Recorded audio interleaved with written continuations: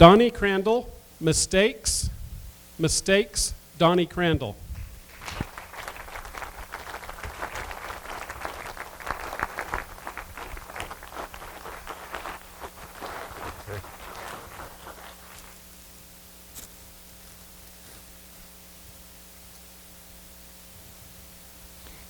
I'm absolutely amazed at how this cookie became so famous.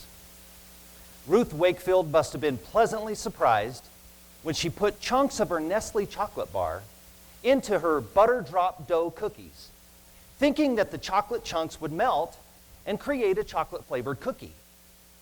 What happened was, when the cookies were pulled out of the oven, she was left with butter cookies studded with gooey chocolate chips. That mistake birthed the chocolate chip cookie. It was one of the most tasty, popular, profitable mistakes she could have ever made. Wow, how the world has benefited from her mistake. Mr. Toastmaster, fellow Toastmasters, guests, and everyone who has ever made a mistake, I want to speak to you about the tremendous benefits of a mistake. I was coasting into AM/PM, swishing my gas tank back and forth on fumes with my car lunging just to make it to the pumps, remembering all the time the words of my father, "Son, don't let the gas tank get too low." I got out, I filled it up with gas, got back in, tried to crank it, and it just wouldn't start. But I remembered what my dad did with the lawnmower. He took the gas and he primed the pump in the lawnmower. I thought that will work on my car. I got out, lifted the hood, took the gas nozzle, opened the carburetor, and shot gas directly into the carburetor. I got back in, I turned the engine again, and the engine didn't start, but the fire did. Within seconds, my red 1964 Chevy El Camino was a blazing inferno. I ran out of the car, away from the pumps, away from my car. In no time, there's a big crowd of people all standing there. The guy next to me, who did not know I was the owner, turned to me and said, "What in the world is going on?" And I looked at him like, "I'm not real sure." Across the parking lot, another guy blew my cover. He said, "Yeah, I saw the driver. He got out, stuck the gas nozzle directly into the carburetor and squirted gas in there." The guy next to me turned to me and said, "Did you hear that? I guess the driver got out of the car, stuck the nozzle directly in the gas." And in good Toastmaster fashion, the guy next to me closed his speech with a very motivational ending. What kind of idiot would do something like that? I looked at him like I have no idea. That mistake has provided me and my family living room laughter for decades.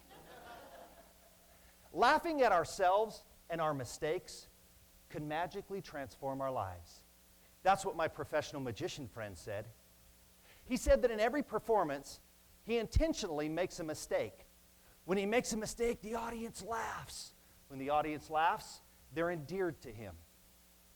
And when they're endeared to him, it's a better performance. He said it's way more effective to make a mistake than it is to have a flawless performance. I like what Colin Hightower said. Laughing at your mistakes can lengthen your life. Laughing at someone else's mistakes can shorten your life. We can laugh at our mistakes, and we can learn from our mistakes. Did you know that some of the most famous mistakes range from penicillin to pacemakers, silly putty to slinkies, Scotch Guard to Post-it notes, and the list goes on. Those mistakes become opportunities for us to learn. I've made my share of mistakes. Boy, have I learned from some of the personal, valuable lessons I've learned, like this one. First job, drive-through at a fast food restaurant. Family comes up, makes their order, drives to the drive-through window. I opened the sliding glass door, and before I could say anything, the driver, he must have been from Texas, he said, "Y'all take out of state cash here?" And I looked at him. I said, "You know, I don't think so." He said, "Could you ask the manager?" I made the mistake of asking a manager. I learned something from that mistake. Cash in California is the same as Colorado. From Boise to Birmingham, American currency, it's all the same. That was my cash mistake. Let me tell you about my communication mistake. I got married this year after being single for 48 years. I gave my wife permission to decorate the house however she chose. Saved me one room designated for a man cave. I got home from work. She was excited to take me to my new designated room. I walked through the door, and there was a little dispenser, like a soap dispenser in the shape of a fish. She said, "See that little dish?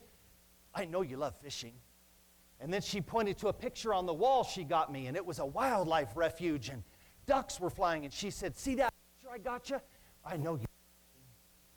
And then she whipped out from behind her back an electronic video poker game.